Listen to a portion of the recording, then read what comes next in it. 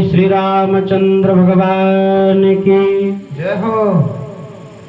कल आप लोगों ने श्रवण किया कि जोगी जटिल अकाम मन नगन अमंगल भेष अस स्वामी एका मिलहि परिहस्ति असिरेख। मैया पार्वती जी ने राजा हिमांचल के घर में मैया पार्वती का जन्म हुआ, अवतार हुआ।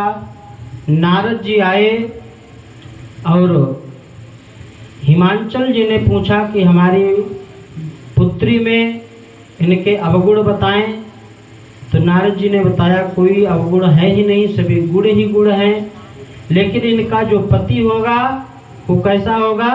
योगी होगा, जटाधारी होगा, अमंगल भेष बनाए होगा, बिना माँ बाप का होगा। तो जब किसी माता पिता को पता चलेगा कि हमारी पुत्री को ऐसा वर मिलेगा तो कौन माता पिता दुखी नहीं हो जाएंगे? सभी दुखी हो जाएंगे।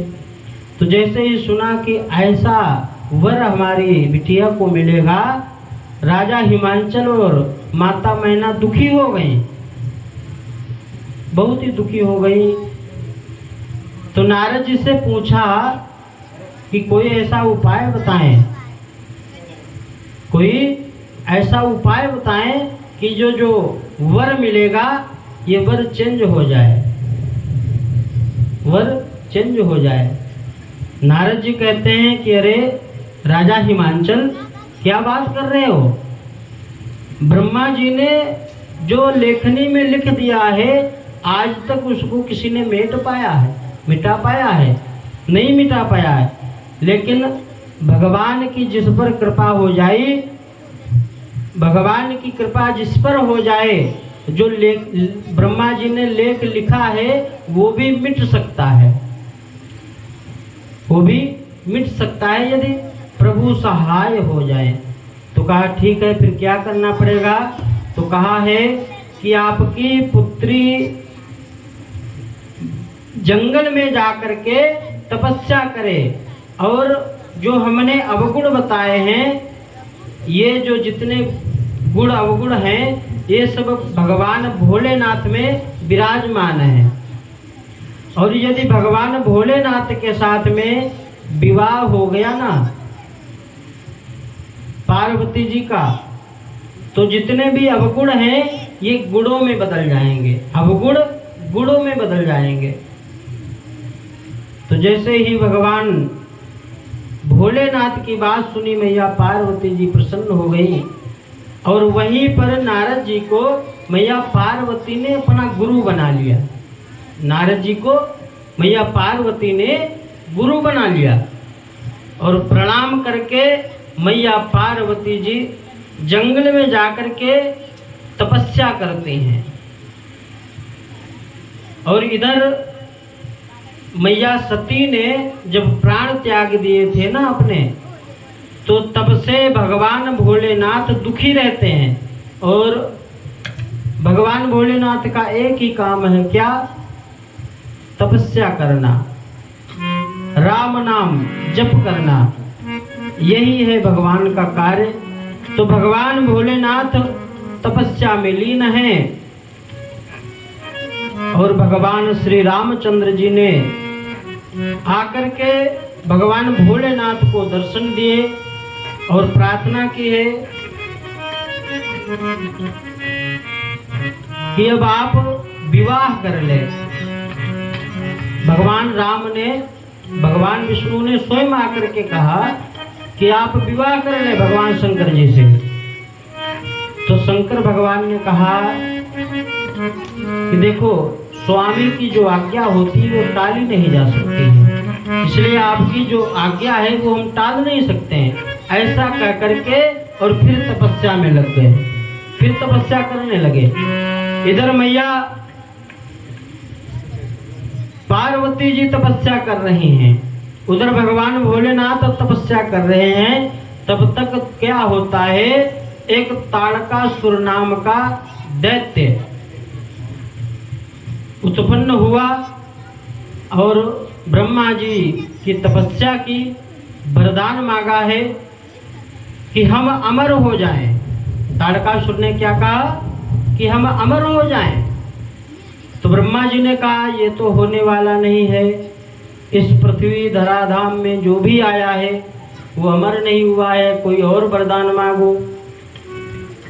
तो ताड़कासुर बहुत बुद्धिमान था। उसने वरदान में क्या मांगा पता है?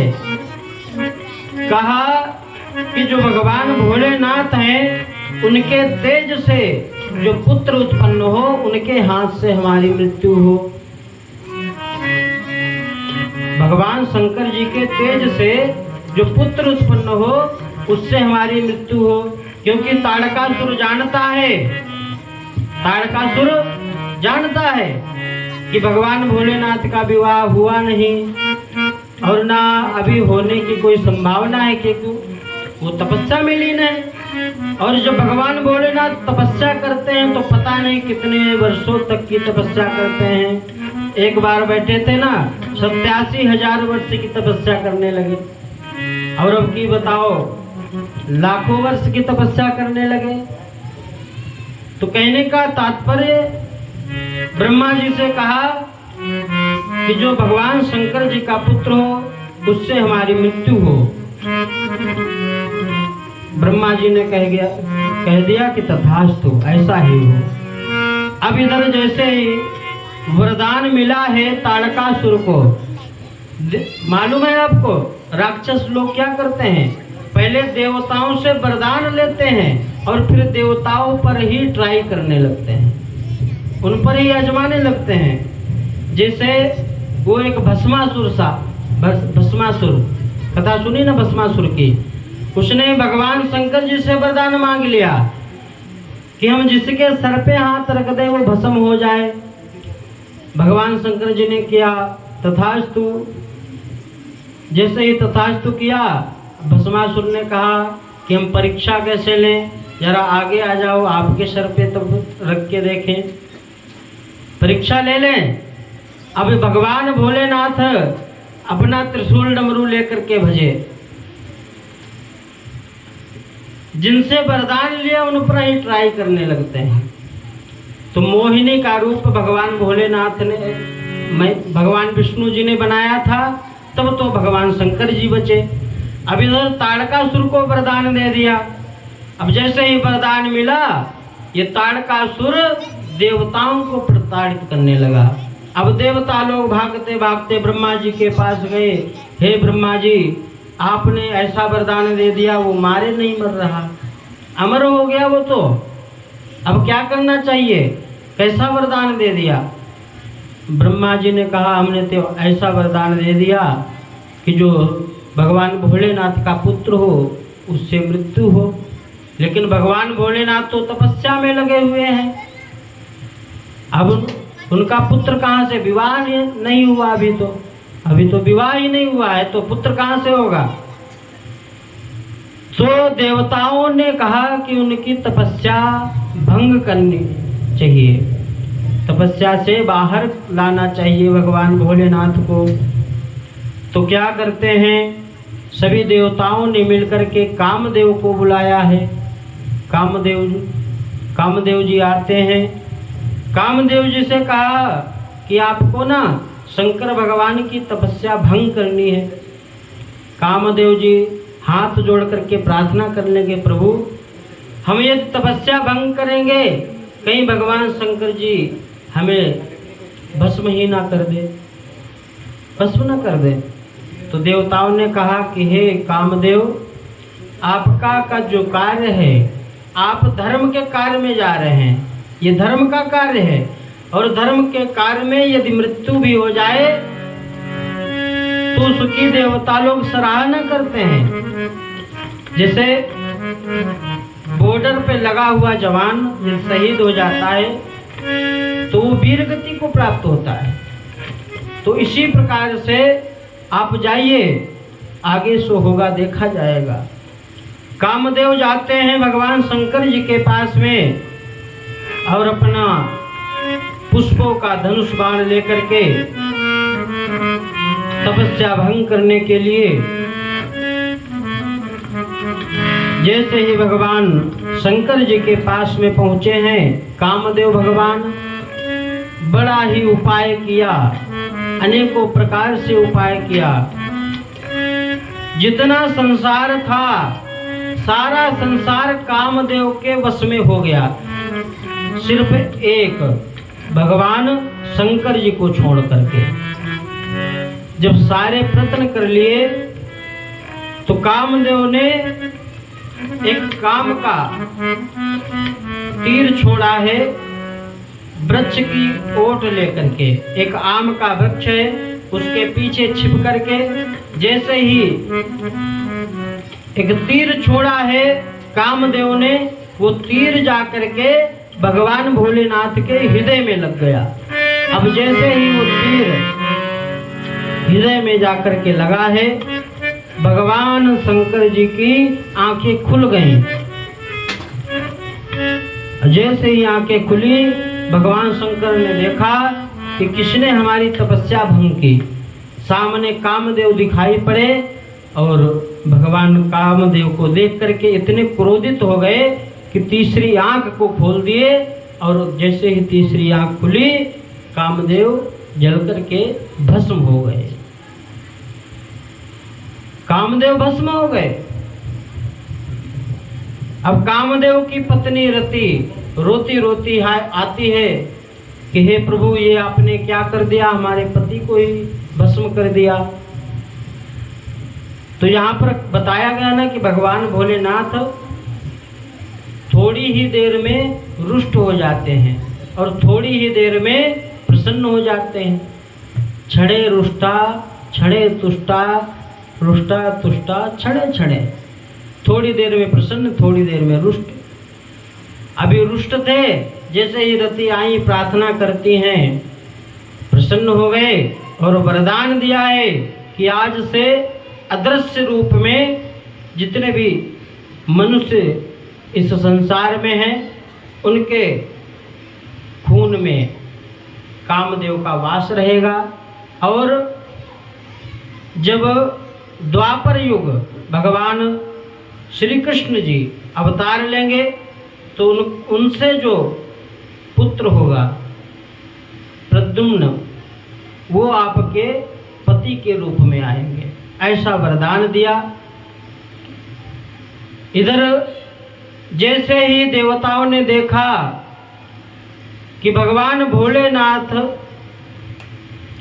तपस्या से बाहर आ गए हैं, अब सभी देवता लोग जाते हैं भगवान भोलेनाथ के पास में, लेकिन किसी की हिम्मत नहीं हो रही कि भगवान भोलेनाथ से बात करें। क्यों?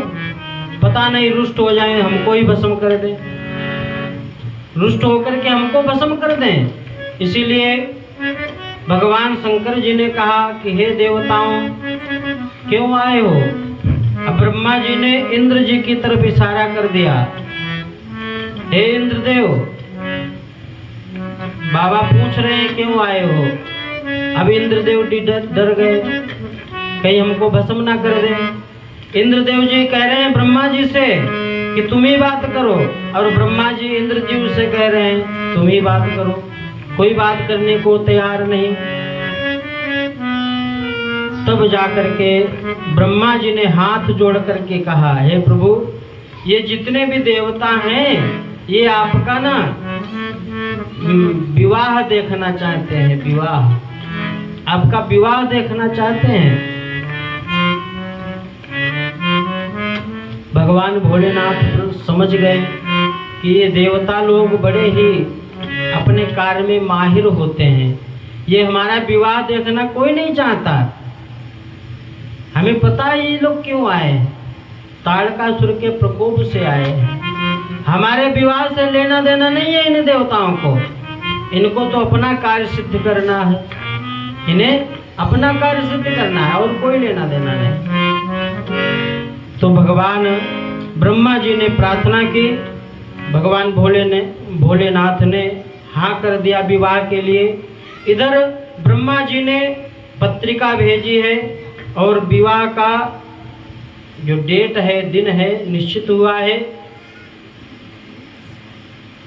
दिन निश्चित हुआ कि इस तारीख को भगवान भोलेनाथ का मैया पार्वती जी के साथ में विवाह होगा और 5:30 बजे से कैलाश पर्वत से बारात राजा हिमांचल जी की नगरी में जाएगी।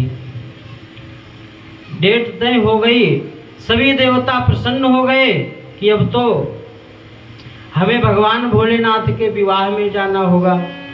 तो यहाँ पर देवता लोग क्या कर रहे हैं, जिनके जो वाहन हैं अपने अपने वाहन को तैयार कर रहे हैं। भगवान विष्णु जी का वाहन जानते हो आप, गरुड़ भगवान। गरुड़ भगवान को भगवान विष्णु जी स्नान करा करके बढ़िया पीली लाल चुनरी डाल करके माला पहना करके तैयार कर रहे हैं। इंद्र देवता अपने ऐरावत हाथी को तैयार कर रहे हैं। कुबेर भगवान अपने एरोप्लेन जानते हो, पुष्पक विमान। जैसे इस समय एरोप्लेन, उसी प्रकार पुष्पक विमान था कुबेर जी के पास में।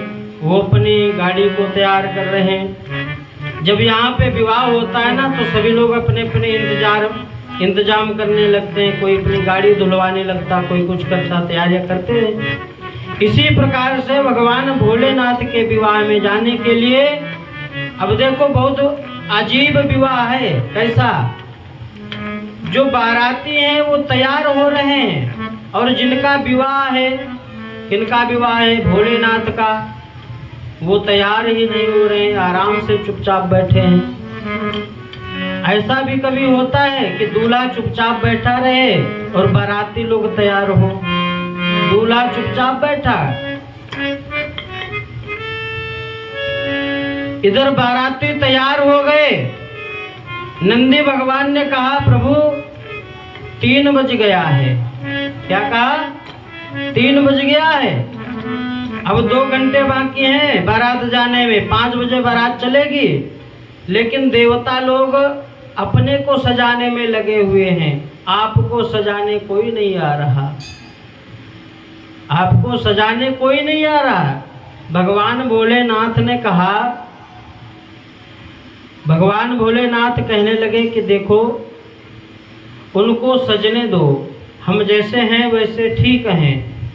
और सजाने वाली बात है तो एक काम करो ना, अपने गणों से कहा तुम ही लोग हमको सजा दो। अब ये बताओ, जो खुद नहीं कभी सजते हैं, भूत प्रेत खुद कभी सजते नहीं, वो क्या दूसरों को सजाएंगे? खुद तो ऐसे ही घूमते रहते हैं, खुद ऐसे ही घूमते हैं, दूसरे को क्या सजाएंगे? अब भगवान भोलेनाथ की आज्ञा है तो सजाना तो है ही।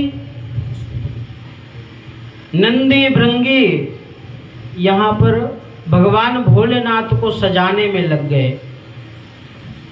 क्या करते हैं, जो जटाएं भगवान भोलेनाथ की बिखरी हुई थी, उनको सजा करके एक जूड़ा बांध दिया।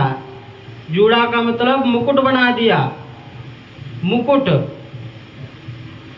अब एक गण ने कहा कि देखो, जो दूल्हा के सर पे मुकुट लगाया जाता है उसकी व्यवस्था हो गई, जूड़े से मुकुट बना दिया। अब मुकुट लाने की कोई ज़रूरत नहीं है। कहा ठीक है। फिर अब मौर की व्यवस्था हो। मौर जानती हो माता जी, यहाँ पे मौर लगाया जाता है, पगड़ी लगाई जाती है ना, सेहरा, ये जानते हो, सेहरा या मौर या पगड़ी, जो यहाँ पर यहाँ से तक लटकता है ना, पंखुड़ियाँ होता है ना यहाँ पे। अरे सर तो हिला दिया करो, हाँ होता है। तो वो गण कहने लगे कि अब मौर कहाँ से लाया जाए। तो एक गण ने कहा कि मौर की व्यवस्था हम करते हैं। भागते हुआ गण गया और जितने पतले पतले सांप थे, सांप, उनको पकड़ करके ले आया और भगवान के सामने जूड़ा बना करके और लटका दिया नीचे चारों तरफ। सांप का ही मौर बना दिया। कहा ठीक, मौर की व्यवस्था हो गई, अब आगे क्या होना चाहिए? कहा कंकन, कंकन कुंडल। तो कहा क्या करना चाहिए? तो जितने भी छोटे छोटे सांप थे, सांप के ही कुंडल बना दिए, सांप के कंगन बना दिए, हैं, सांप का ही जनेऊ डाल दिया। और कहा गया ना कि मैचिंग, जैसा सांप इधर, जितना पतला सांप इधर उतना ही पतला सांप इधर। ऐसा नहीं इधर सांप बड़ा छोटा, इधर सांप मोटा, ऐसा नहीं। जितना पतला सांप इधर उतना ही पतला सांप इधर, मैचिंग मिला दी। अब सजा रहे हैं भगवान भोलेनाथ को।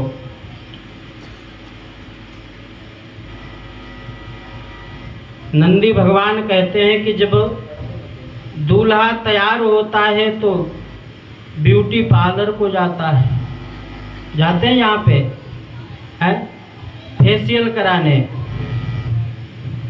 तो फेशियल तो व्यवस्था नहीं है, तो पाउडर ही लगा दो इनके। कहा पाउडर कहाँ से लाएं? तो एक गढ़ दौड़ता हुआ गया, कहाँ? शमशान में। और शमशान जाकर के जो भस्म होती है ना, भस्म, वो लेकर के आया और लगे लगाने भगवान भोलेनाथ के पूरे शरीर में। जैसे ही, अब देखो पाउडर माताएं क्या करती, पाउडर लगाती हैं, फिर उनको रगड़ देती हैं, मिला देती हैं, तो अच्छा लगता है। अब इनको पता नहीं है क्या करना है, बस थोप दिया पूरे शरीर में, ऐसे ही लगा दिया, मिलाना नहीं है, सिर्फ थोप दिया पूरे शरीर में। अब मालूम है आपका भगवान भोलेनाथ का स्वरूप कैसा है, किस रंग के हैं भगवान? आपको पता है माता जी कैसे हैं भगवान? वाह वाह, क्या बात है। माता जी ने देखो बहुत अच्छी बात बताई। कैसा है भगवान का स्वरूप?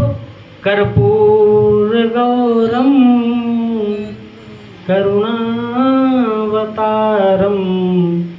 कपूर गौरम, कपूर देखा ना, सफेद सफेद कपूर, इस प्रकार से भगवान का स्वरूप है, सफेद सफेद कर्पूर गौरम। गोरे तो है ही और ऊपर से भस्म लगा दिए गए, और कंठ है नीला, तो बहुत अच्छा स्वरूप लग रहा है भगवान का। अब कहा कि चलो पाउडर की व्यवस्था हो गई है, अब माला मिल जाए। अभी देखो ब्यास जी ने माला डाली ना हमारे, अब माला कहाँ से लाएं? तो एक गढ़ कहने लगा चिंता मत करो, अभी आ रहे हैं। शमशान गए और नर मुंडों की माला खोपड़िया लेकर के आ गया, उसकी माला बना करके गले में डाल दी। अब तो बहुत अच्छे लग रहे हैं भगवान भोलेनाथ, नरमुंडों की माला है। भगवान भोलेनाथ खड़े हुए, अब नग्न तो रहते हैं भगवान भोलेनाथ। जैसे ही देखा है, कह रहे नंदी भगवान कहने लगे प्रभु आप विवाह करने जा रहे हैं, किसी दूसरे के ग्राम में जा रहे हैं, कम से कम आज तो कुछ पहन लो, आज ही ऐसे ही रहोगे, वहाँ पर जाकर के क्या बेइज्जती करानी है? तो कहा ठीक है भाई, पहना दो जो पहनाना है, हमें तो ऐसे ही अच्छा लगता है, लेकिन तुम्हारी सबकी इच्छा है ना, तो पहना दो। क्या पहनाओगे? तो जिस आसन पर भगवान भोलेनाथ बैठे थे चर्म पे, उसी चर्म को उठा करके भगवान भोलेनाथ के लपेट दिए। अब उसमें कोई बटन तो है नहीं कि जो बांध देंगे। अब जैसे ही लपेटा, छोड़ा, वो फिर सरक गया। अब बार बार बांधते, बार बार सरक जाता। अब क्या करें? तो एक पास में ही लंबा सा सांप नाच रहा था बारात में जाने के लिए, उसको बुलाया है नंदी भगवान ने और कहा कि देखो हम आपको एक ऐसी जिम्मेदारी सौंप रहे हैं कि ये जिम्मेदारी बहुत ही महत्वपूर्ण है। कैसी जिम्मेदारी? हम तुमको भगवान के कमर में बांधेंगे बेल्ट की तरह, जो वो मृगचर्म है उसको बांध देंगे बेल्ट की तरह, जिससे वो सरकेगा नहीं। और ध्यान रहे, आपको ऐसी जिम्मेदारी दी जा रही है कि आप हिलना भी मत, अगर हिल गए तो बेइज्जती पक्की है। कब तक नहीं हिलना है?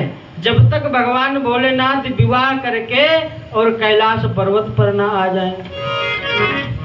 कहा ठीक है प्रभु, जैसी आपकी इच्छा है। अब जा भगवान भोलेनाथ के बेल्ट बांध दी। भगवान भोलेनाथ तैयार हो गए। माथे पर चंद्रमा विराजमान है, सर पे मैया गंगा जी अपना रूप दिखा रही हैं। कहने का तात्पर्य इतने अच्छे लग रहे हैं भगवान भोलेनाथ, आप कल्पना करिए कितने अच्छे लग रहे होंगे भगवान भोलेनाथ। अब इधर देवताओं, जितने भी देवता थे अपनी अपनी पत्नियों को लेकर के अपने अपने वाहन पर कैलाश पर्वत पर आ गए बारात में जाने के लिए। अब देवताओं की पत्नी ने देखा कि दूल्हा कहाँ है, दूल्हा तो कहीं दिखाई नहीं पड़ रहा। तो देवताओं की पत्नियों ने नंदी भगवान से पूछा दूल्हा कहाँ है। नंदी भगवान कहने लगे दूल्हा देखना है। कहा हाँ देखना है, तो चलो दिखाते हैं। जैसे ही भगवान भोलेनाथ को देखा, अरे माताएं हंसने लगी।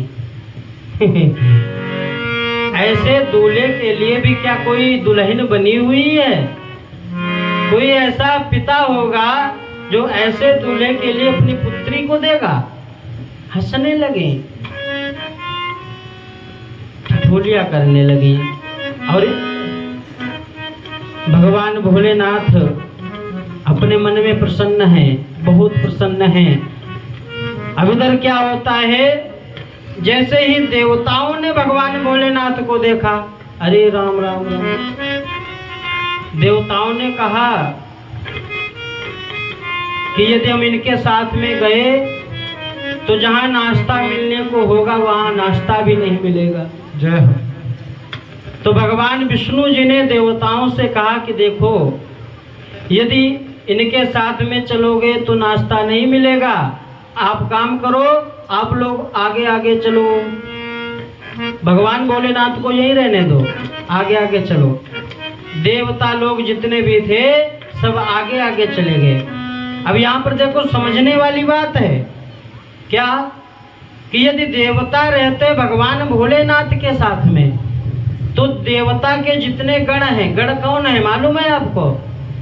भूत, प्रेत, पिशाच, जोगनी, डाकिनी, शाकिनी, चुड़ैल, हैं? अनेक प्रकार के भगवान के गण हैं। अब जहां पर देवता होंगे वहां पर भूत प्रेत आएंगे क्या? नहीं आएंगे ना। तो भगवान विष्णु जी ने सोचा कि यदि देवता साथ में रहे तो जो भगवान भोलेनाथ के गण हैं वो नहीं जा पाएंगे बारात में। इसीलिए देवताओं से कहा तुम लोग आगे आगे चलो, नहीं तो नाश्ता नहीं मिलेगा, आगे आगे चलो। अब देवता लोग आगे आगे चले गए। जैसे ही नंदी भगवान ने देखा कि देवता लोग आगे आगे जा रहे हैं, नंदी भगवान ने कहा प्रभु बारात तो जा रही है और आप यहीं बैठे हैं, बिना बारात के दूल्हे का क्या काम? बारात तो आगे आगे जा रही है, आप आज्ञा दीजिए हम उनको रोकें। भगवान भोले ने कहा कि रोकने की कोई ज़रूरत नहीं। जो आनंद अपने ग्रुप में आता है वो आनंद दूसरे के ग्रुप में नहीं आता है। भाई अपना ग्रुप हो ना, हम आपको जानते हैं, अपने हमारे मित्र गण हैं, उनके साथ में कहीं घूमने जाएं तो अच्छा लगता है, हैं?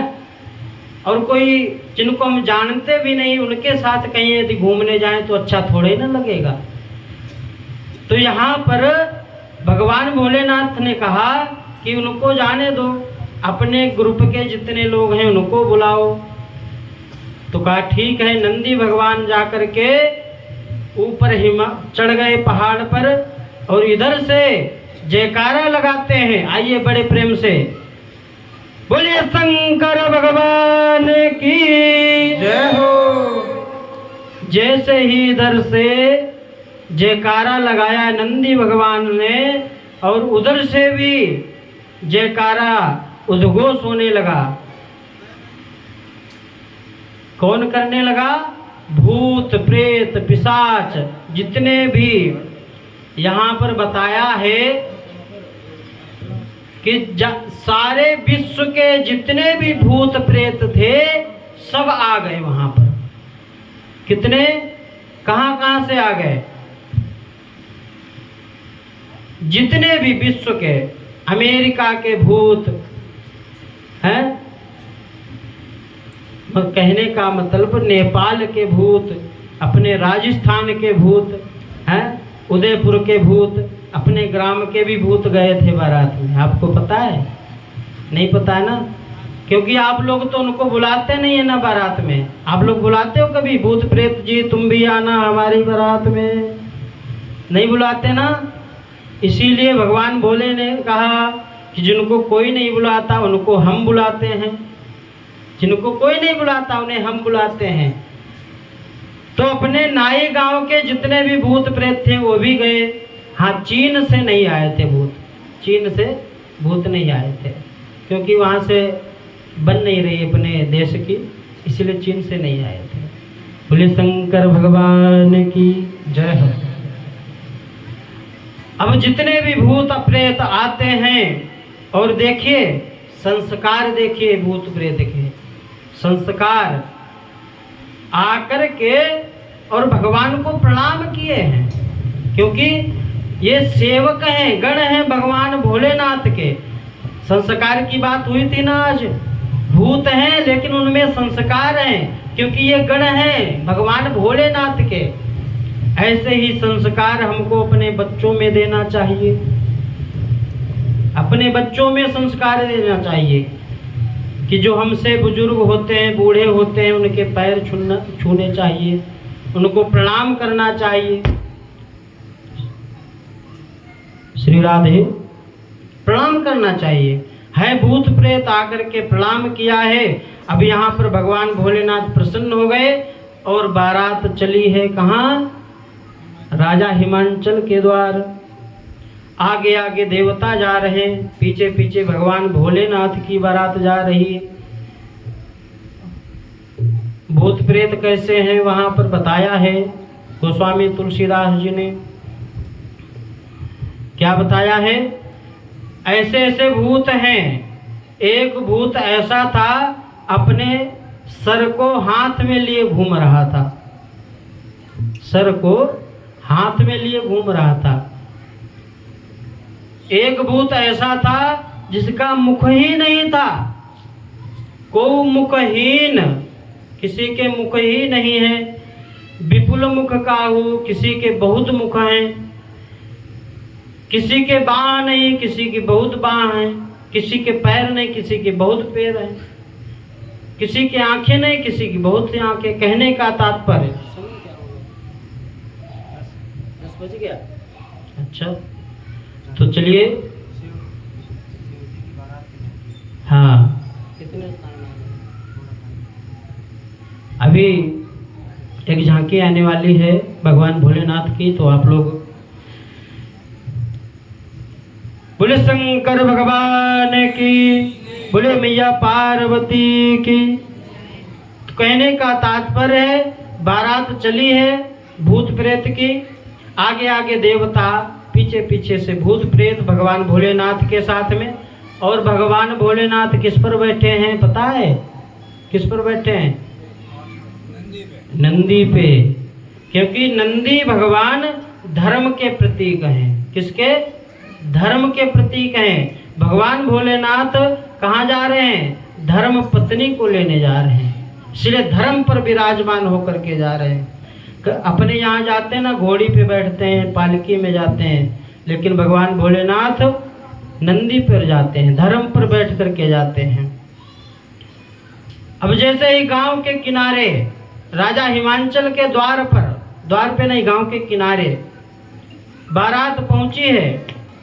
और जब गांव के किनारे बारात आ जाती है, मैया ध्यान से सुनना, जब गांव के किनारे बारात आती है ना, तो गांव के जो बूढ़े बुजुर्ग बाबा होते हैं ना, बाबा, उनको भेजा जाता है काहे के लिए? स्वागत के लिए, अगवानी करने के लिए। यहाँ भी भेजते हैं ना, यहाँ पर जाते हैं ना बाबा, बाबा जितने भी बूढ़े बुजुर्ग हैं स्वागत के लिए, बारात का स्वागत करना है, तो पहले अब तो मिठाई पेप्सी का चलन चला गया है, पेप्सी मिलती है पीने को। पहले पेप्सी एप्सी कुछ नहीं थी, क्या था? फलों के जूस, अनार का जूस, आम का जूस, संतरे का जूस, ये सब ले करके और मालाएं ले करके गांव के किनारे जाते हैं बुजुर्ग बूढ़े जितने भी वहाँ पर बाबा थे स्वागत करने के लिए। अब गए हैं स्वागत करने, देवताओं को देखा है, वो बाबा जी ने स्वागत करने जो गए थे। अब देखने लगे, अरे जो दूल्हा होता है वो घोड़ी पर बैठता है, लेकिन यहाँ तो कोई घोड़ी पर बैठा ही नहीं, कोई घोड़ी पे बैठा ही नहीं, तो दूल्हा कौन है इसमें? सबसे देवताओं में सुंदर यदि हैं तो भगवान विष्णु जी हैं, सुंदर। अब उन बाबा जी ने जैसे ही देखा भगवान विष्णु जी को, उन्होंने सोचा शायद ये लग रहे हैं दूल्हा। भगवान विष्णु जी को देखा, बाबा ने सोचा ये दूल्हा है, जाकर के कहते हैं हमें पता है कि तुम ही हो। भगवान विष्णु जी ने कहा क्या पता है, हम ही हैं। हम क्या हैं? कहा तुम ही दूल्हा हो ना, हमें पता है। भगवान विष्णु जी ने कहा हम दूल्हा उल्हा कुछ नहीं, हम तो बाराती हैं। अब लगे बाबा नाचने, कहा आहा क्या बात है, जिस बारात में बाराती इतने सुंदर हैं उसमें दूल्हा कितना सुंदर होगा। जय है। अब इधर से भगवान विष्णु जी मन में सोच रहे हैं कि जब दूल्हा को देखोगे ना तो यहाँ रुकने वाले नहीं हो, जब दूल्हा को देखोगे। देवताओं ने कहा सभी देवताओं से कि देखो ये स्वागत करने आए हैं, जिसको जो मिलता है वो जल्दी जल्दी ले लो, क्योंकि यदि पीछे से बाबा वाली बारात आ गई तो कुछ मिलने वाला नहीं, नाश्ते में कुछ भी नहीं मिलेगा। इसलिए कोई ये मत कहना कि नहीं हमें आम का जूस नहीं संतरे का जूस चाहिए, जो जिसको मिले वो फटाफट ले लो, नहीं तो कुछ नहीं मिलने वाला। अब कहा ठीक है, अब जल्दी बल्दी जितने देवता थे जिसको जो मिलता पीने लगे।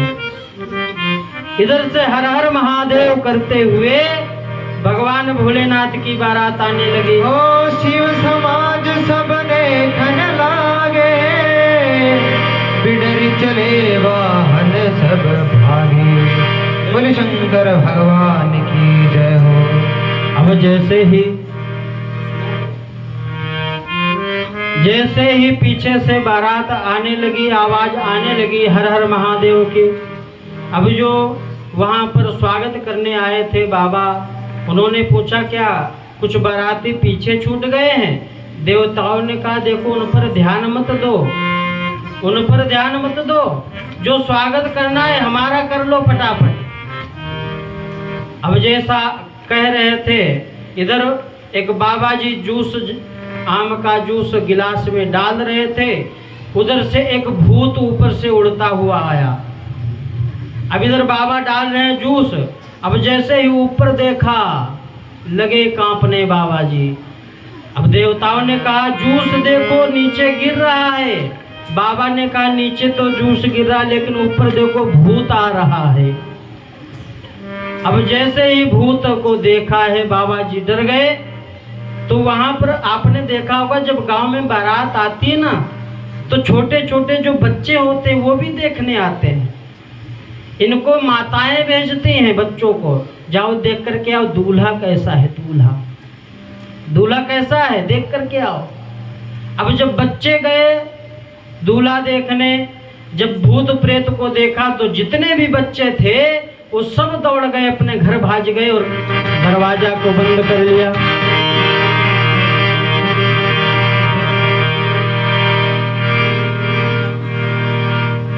दरवाजे बंद कर लिए बच्चों ने और छिप करके कंबल ओढ़ लिया, कंबल चुपचाप बैठ गए। माताओं ने पूछा अरे छिप क्यों रहे हो, दरवाजा क्यों बंद कर रहे हो? आज तो बारात है, जब बारात आती है तो दरवाजे खोल दिए जाते हैं, तुम दरवाजे बंद कर रहे हो। बच्चों ने कहा ये कोई बारात नहीं आई है, साक्षात यमराज आ रहे हैं, साक्षात यमराज आ रहे हैं। और बड़ा ही भाग्य होगा इस गांव का जो जिंदा बचेगा। भाई भूत आ जाए तो कोई जिंदा बचने वाला है क्या? बड़ा ही भाग्य होगा। तो माताओं ने कहा क्या बात है, दूल्हा अच्छा बताओ कैसा है दूल्हा। लड़कों ने कहा दूल्हा, दूल्हे की मत पूछो, ऐसा लग रहा है जैसे भैंसे पर यमराज बैठते हैं, ऐसे ही दूल्हा महाराज बैठे हैं। तन छाड़ व्याल कपाल भूषण गगन जटिल भयंकरा और सगभूत वेद पिशाच जोगिनी विकट मुकर जनीचरा ज्योतिया समय भरात देखत उच्च बड़े नहीं कर सही। देखिए सो उमा विवाह घर गर्भात असीम समेत। ओम नमः शिवाय, ओम नमः शिवाय, ओम नमः शिवाय, ओम नमः शिवाय, ओम नमः शिवाय, ओम नमः शिवाय, ओम नमः शिवाय, ओम नमः शिवाय। बोले शंकर भगवान की जय। जय हो। बड़ा ही भाग्य होगा उसका जो आज जिंदा बचेगा, ऐसी बारात है। बच्चे तो छिप गए। माताओं ने समझाया कि देखो ऐसा कुछ होने वाला नहीं है, ऐसा कुछ नहीं होगा, ठीक है। वहाँ पर अगवानी हुई, सभी देवताओं को ले जाते हैं। अब घर में आते हैं, जनवासे में बारात टिकवाई जाती है, रोकी जाती है जनवासे में। और फिर क्या होता है, जो माता होती है ना, पुत्री की माता, वो अपने दामाद उनकी आरती उतारती हैं। यहाँ पे उतारती हैं क्या, दामाद की आरती। ऐसे ही हमारे इधर भी आरती उतारते हैं माताएं अपने दामाद की। ऐसे ही भगवान भोलेनाथ की आरती करने के लिए माता मैना आती है अंदर से थाली लेकर के। अब यहाँ पर भगवान को माता मैना जी ने जैसे ही देखा है, थर थर कांपने लगी। अरे भयंकर रूप है। अब सांप जो पास में था उसने फिसकार और मार दी, फुस कर दिया। अब माता मैना जी के हाथ से थाली छूट गई, फटाक से अंदर भाग गई। दरवाजा बंद कर लिया। नंदी भगवान ने भगवान भोलेनाथ के कान में कहा, हो गया आपका स्वागत, देख लो। अब देखो यहाँ पर सोचने वाली बात है, भगवान भोलेनाथ ने नंदी जी को समझाया है। क्या हो सकता है यहाँ पर ऐसे ही आरती की जाती हो, थाली पटक करके। अपना अपना नियम होता है, कहीं पर कुछ होता है, कहीं पर कुछ होता है। देखो ये समझाने वाली बात है। कहा गया कि जिससे हम संबंध कर लेना, जिससे हमारा संबंध बन जाए, उसमें कमियां नहीं ढूंढनी चाहिए। भगवान भोलेनाथ से सीखना है कि हम जिससे संबंध बना ले उसमें कमी नहीं देखते हैं। ऐसे ही भगवान भोलेनाथ ने समझाया है कि देखो हो सकता है यहाँ की परंपरा हो।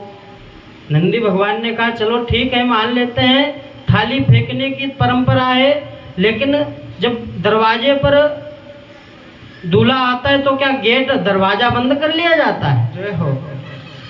यहाँ पर भी भगवान ने समझा दिया, हो सकता है प्रथा हो, समझाने की बात है, समझा दिया। तो कथा आगे बढ़ाते हैं।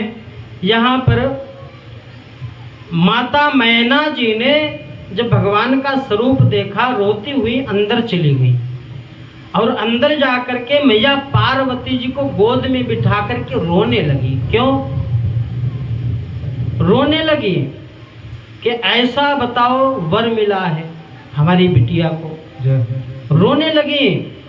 अब आपने देखा होगा कई माताएं होती हैं ना, माताएं वो पूछने लगती हैं, अच्छा ये विवाह तय किसने कराया था, बिचौलिया कौन है, बिचौलिया बताओ।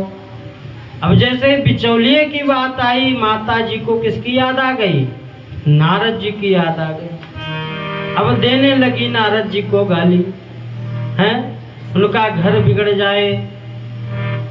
लेकिन नारद जी का तो कोई घर ही नहीं जो बिगड़ जाए। बताओ, हमारी पुत्री का ऐसे दूल्हे के साथ में विवाह करवाया है कि जो नंगा है, अमंगल भेष है। अब देने लगी गाली। तो मैया पार्वती जी ने कहा कि देखो आप हमारे गुरु जी को कुछ मत कहो, हमारे जो भाग्य में लिखा होगा वही होगा, कि कोई मेट नहीं सकता है, हमारे भाग्य का लिखा हुआ कोई नहीं मेट सकता है। कि हे मैया आप कलंक मत लो, हमारे भाग्य में जो होगा वो देखा जाएगा। इधर नारद जी के कान में बात पड़ी कि कुछ अंदर खुसर खुसर हमारे बारे में बात हो रही है। अब नारद जी कुछ देवताओं को लेकर के जाते हैं, समझाया है मैया पार्वती की माता जी को, मैना जी को समझाया है कि आप जिनको अपनी पुत्री समझ रही हैं, ये साक्षात माँ परम्बा हैं, और ये पिछले जन्म में भगवान भोलेनाथ की ही पत्नी थी सती, इसीलिए ये इनकी ही पत्नी हैं, ये इनके ही पति हैं, आप चिंता ना करो। जब समझाया है तब जाकर के मैया पार्वती की जो माता है मैना और उनके पिताजी प्रसन्न हुए और विवाह की तैयारियां होती हैं। विवाह की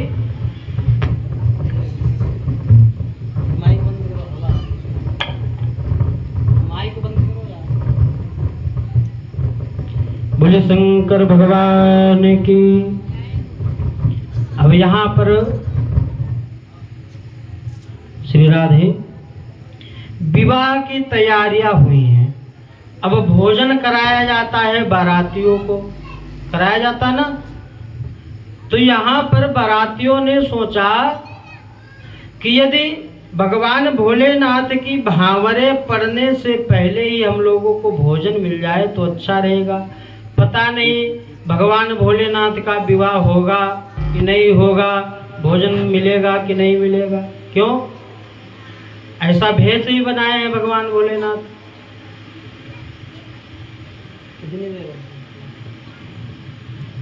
ऐसा भेष बनाए भोलेनाथ। तो वहां पर विवाह, भगवान भोलेनाथ के विवाह में सभी देवताओं को पंगत में बिठाया है। देवताओं ने भोजन किया, उसके बाद में भूत प्रेत ने भोजन किया। अब आपको पता है कि भूत प्रेत कैसे भोजन करते होंगे।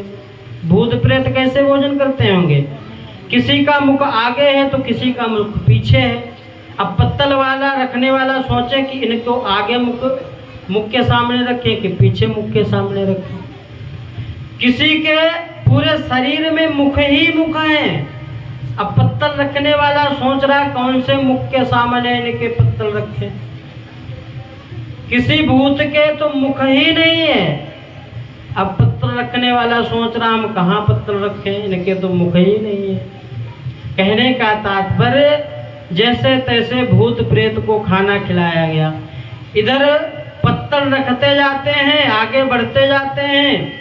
भूत प्रेत जानते हैं यही खाने को दिया गया है, पत्तले चबा डाले, पत्तल ही खा गए। वापस घूम करके पत्तल देने वाला आता है, देखता है इधर पत्तल गायब, फिर देते हैं। इस प्रकार से भगवान भोलेनाथ के विवाह में जैसे तैसे भोजन किया होगा। कैसे किया होगा आप ही सोचिए। तो कहने का तात्पर्य है भगवान भोलेनाथ के विवाह में सभी भूत प्रेत पिशाच जोगनी डाकनी शाकनी जितने भी थे सभी ने भोजन किया है।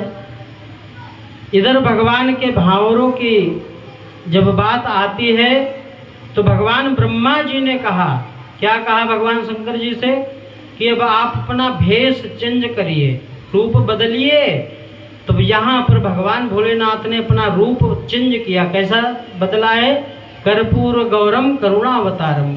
कपूर के समान भगवान शंकर जी ने वेश धारण किया। ऐसा वेश धारण किया कि भगवान विष्णु भी फीके पड़ गए। भगवान विष्णु इतने सुंदर है ना, वो भी फीके पड़ गए भगवान भोलेनाथ के सामने।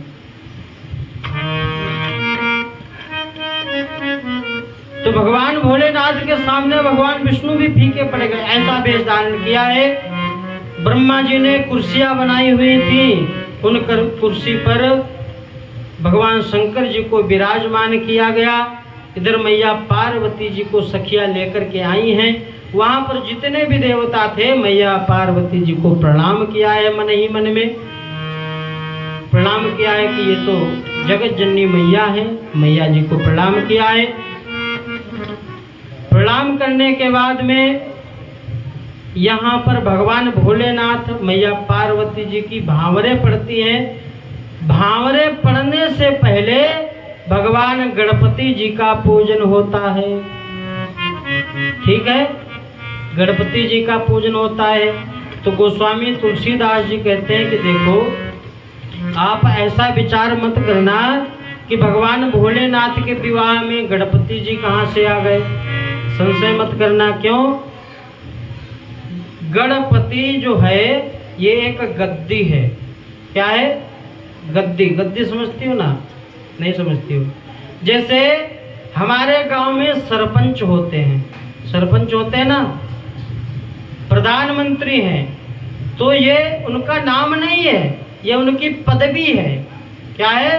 पदवी। प्रधानमंत्री, सांसद, सरपंच, प्रधान, ये पदवी है। और उस पदवी पर हर कोई बैठ सकता है। मतलब कहने का तात्पर्य सरपंच चेंज भी हो सकते हैं। तो जिस समय ये गणपति जो है ये पदवी है, ये कोई गणेश भगवान नहीं है। गणपति की एक पदवी है। जैसे सांसद होते हैं, प्रधानमंत्री होते हैं, उसी प्रकार से गणपति होते हैं। और उस गणपति की गद्दी पर जो बैठता है वही गणपति होते हैं। ठीक है, उस समय जो देवता उस पदवी पर बैठा हुआ था वही गणपति था, उसी की पूजा की गई। और जब भगवान शंकर जी का विवाह हो गया, भगवान श्री गणेश जी, विनायक जी प्रकट हुए, तब भगवान श्री गणेश जी उस गणपति की गद्दी पर बैठे। तब से लेकर के अब तक भगवान गणेश जी ही उस गणपति की गद्दी पर बैठे हुए हैं। समझ गई माता जी? बोले श्री गणेश भगवान की। तो गणपति जी का पूजन हुआ है और भांवरे पड़ी हैं, और भांवरे पड़ने के बाद विदाई हुई है। राजा हिमांचल ने अनेक दहेज दिए हैं। देखो, दहेज दिया जाता है, दहेज दिया जाता है, दहेज मांगा नहीं जाता है। मांगना नहीं चाहिए दहेज, दहेज देना चाहिए। दहेज दिया जाता है, मांगा नहीं जाता है। यहाँ पर राजा हिमांचल ने दहेज दिया है, भगवान भोलेनाथ ने दहेज मांगा नहीं है। और दहेज की ऐसी प्रथा चल रही है आजकल, पूछो ही मत, पूछो ही मत। कोई लड़की वाला जाता है लड़के वाले के घर, तो लड़के वाला क्या कहता है? अरे वहाँ से पार्टी आई थी। कहाँ से? उदयपुर से। वो हमें इतने लाख दे रहे थे। दूसरी पार्टी आई थी, कहाँ से? चित्तौड़ से, कहीं से भी, वो हमें इतने लाख दे रहे थे। अब आप बताओ तुम कितने लाख दे रहे हो? हैं? बोली लगा रहे, बोली। जैसे नहीं, हम अपने पशु बेचते हैं, वो भैया आए थे, हमारे पशु के इतने पैसे लगा गए। वो भैया आए थे, हमारे पशु के इतने पैसे लगा गए। तुम बताओ हमारे पशु के कितने पैसे दोगे? ऐसे ही बोली लगा रहे हैं। दहेज मांगा नहीं जाता। किसी ने कहा है, कई महापुरुष हुए हैं, कि दहेज मांगने से अच्छा है तो चुल्लू भर पानी में डूब के मर जाओ। दहेज लेने वालों के सर में लिख देना चाहिए, माथे में लिख देना चाहिए कि मैं सबसे गरीब हूँ, भिखमंगा हूँ, भिखारी हूँ।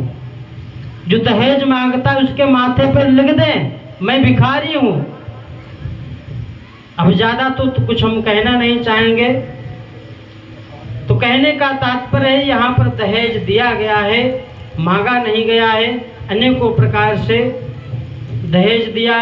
मैया पार्वती जी को माता मैना ने समझाया है। क्या समझाया है?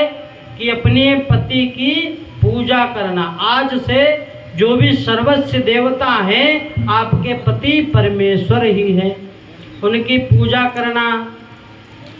अब देखो, पूजा करने का तात्पर्य ये नहीं होता है माता जी कि रोज सुबह सुबह 4 बजे उठ जाओ और जल लेकर के अपने पति देव के ऊपर चढ़ाने लगो। पूजा करने का ये तात्पर्य नहीं होता है कि सुबह 4 बजे ही पति देव को स्नान करा दो, सोते सोते उनके ऊपर जल डाल दो। या पूजा करने का ये तात्पर्य नहीं होता कि धूप बत्ती लेकर के उनके सामने धूप बत्ती करने लगो। पूजा करने का तात्पर्य ये होता है कि अपने पति के वचनों को मानना। सबसे बड़ा पूजन यही है, अपने पति की बात को मानना। इस प्रकार से भगवान भोलेनाथ का मैया पार्वती का विवाह संपन्न होता है और भगवान भोलेनाथ मैया पार्वती जी के साथ में कैलाश पर जाते हैं, आनंद से विहार करते हैं। और भगवान भोलेनाथ के तेज से एक पुत्र उत्पन्न हुआ है जिसका नाम खड़ानन। क्या नाम? खड़ानन। जानते हो? 6 मुख वाले कार्तिकेय जी महाराज प्रकट हुए। बोले श्री कार्तिकेय महाराज की जय हो। और कार्तिकेय महाराज प्रकट हुए जिन्होंने उस ताड़कासुर का वध किया। सभी देवता लोग प्रसन्न हो गए और देवताओं ने यहाँ पर जयकारा लगाया है। बोले शंकर भगवान की जय हो। बोले मैया पार्वती की जय बोले हो। श्री कार्तिकेय जी महाराज की जय हो।